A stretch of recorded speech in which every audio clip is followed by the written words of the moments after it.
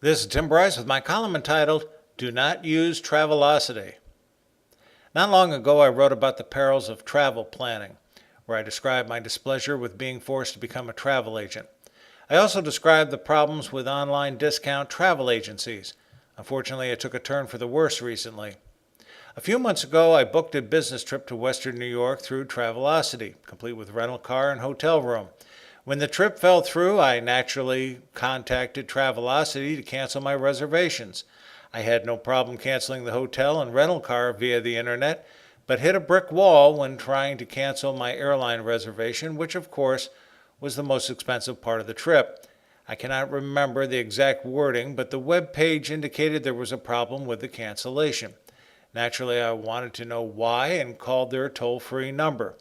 I was put on hold and waited my turn to talk to a customer service agent, which I discovered was in India. I do not have anything against the Indians offhand, but I experienced difficulty trying to understand the English dialect of Apu, and I suspect he had trouble understanding me as I had to repeat myself several times. I even called back a second time as I was unsure whether the first Apu understood my problem. Unfortunately, Apu number 2 was even worse than Apu number 1. The best I could understand from their yammerings was they were unable to issue a credit to my credit card. Instead, I had a credit against my Travelocity account whereby I would have to book another flight through them within 1 year. If I didn't use it, I would lose the credit. I told Apu number 2 this was unacceptable and I would seek some other way to reclaim my money. Frankly, he was unapologetic, but I think he plain and simply didn't understand my displeasure, or anything else I was telling him. Since I didn't receive satisfaction, I decided to write about it, so other consumers do not experience the same snafu I faced.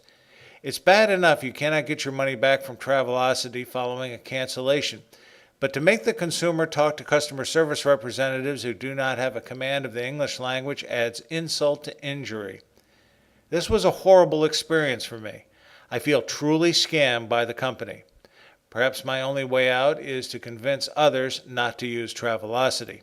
I may never get my money back, but hopefully I can convince others not to use them as well.